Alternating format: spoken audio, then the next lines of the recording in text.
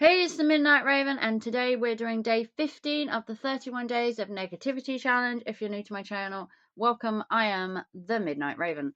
Today we're going to be looking at one of the great debates going on at the minute, whether you pay by cash or card. So, me personally, I've had issues with paying in cash before, and I've had issues with paying in card. Now, nowadays, no matter where you go, you have either both options, or sometimes you can pay differently. So you have either paying by money, which is cash, you pay by card, and some places have both. The problem is nowadays you can't tell which places are going to be cash only and which are going to be card. I've gone into many a shop now, walked in, picked some stuff up, gone to pay, and they're like, oh, we only take cash because of how expensive the fees are to pay by card.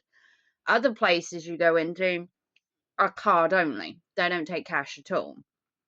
The problem is nowadays, what do you do? Do you have half cash in your pocket on the off chance that the second shop you went to that day had just cash only? Do you prefer paying by card so that everything is traceable and trackable, which is what some people love? The fact that you can track stuff through your online banking and your apps. Some people also like paying by card because they then get incentives. I do through my bank account. I get incentives for paying my direct debits by card. I get incentives and percentages for paying for certain things by card. So I get a little incentive by using my card. So for me, it's more beneficial to pay by card. If you're an elderly person that doesn't have these kind of bank cards and doesn't really care about these incentives, 9 out of 10 times you probably pay by cash. There are some people that just prefer cash because you can feel it, you can smell it, it's in your hand. Some people don't like this idea of virtual money because if the banks or anything were ever to go down one day, you'd have nothing, which is a fair argument that if the banks suddenly had a crash, which is what they were expecting when the millennial hit, and we hit 2000, they expected all the banks to crash and everything, and people had drawn large quantities of money out on the off chance that it went down, which it never did. But I've always been like 50-50. When I was younger, about 18, 19, I had my money in a purse, and my purse was actually stolen off a bus out of my bag while I was on the bus. Somehow it was on my shoulder and someone had pinched it out of the back of my bag, either unzipped it and pinched it and then zipped it up. And I had over £200 in there. Now, that at the time was my benefit money. I'd had a child and I'd drawn the money out to go shopping. At that point, cash was more prominent than using tappy cards. We're talking a good 20 years ago. So I had my money stolen, and when I reported it to the police, I've actually never got it back. It never happened.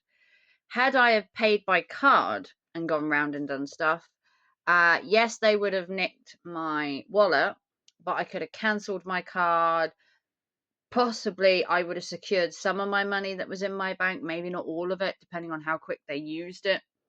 Because back then you didn't have the taps, so that was a lot better because you had to know the PIN or you had to sign for it. So it was a little bit more protected back then. I think this whole tappy stuff is so easy that if you lose your card, someone could just tap it now and could use your money. You can limit how much you have on the tap. There's over a £50 or £100 limit that you can change through your bank app.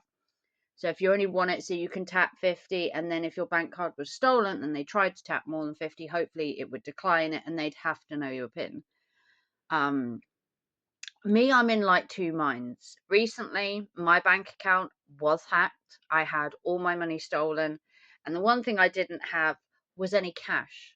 Once they cleared out my bank account, I had nothing.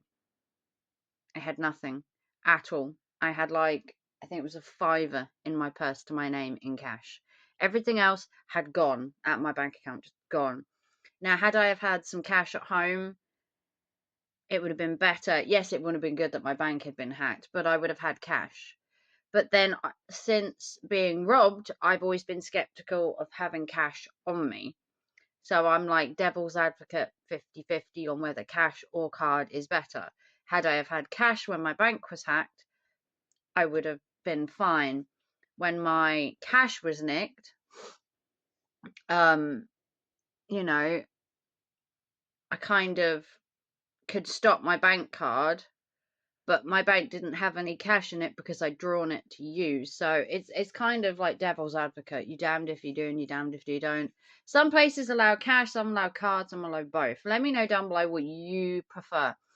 I technically prefer card now. I know my bank was hacked recently and that's all been sorted, and it's a very rare occurrence. But maybe just having emergency cash in your house, like I have an emergency deposit tin in my house where we keep things like passports and stuff like that. Maybe put 10, 50, 20, 50 or £100 in there for like emergency money, just on the off chance your bank is hacked or your cards are stolen, or God forbid the infrastructure of the modern day banking goes down. You never know in this crazy world. But let me know down below. Money, card, cash, positive, negative, which one do you prefer? Let me know. This is day 15 of the 31 Days of Negativity Challenge, brought to you in conjunction by Red Paul Jack. Like and subscribe, thumbs it up. Let me know your opinions in the comment, cash or card, and I will see you tomorrow for another exhilarating negativity of should you dye your pets. And I'll see you tomorrow. Bye, guys.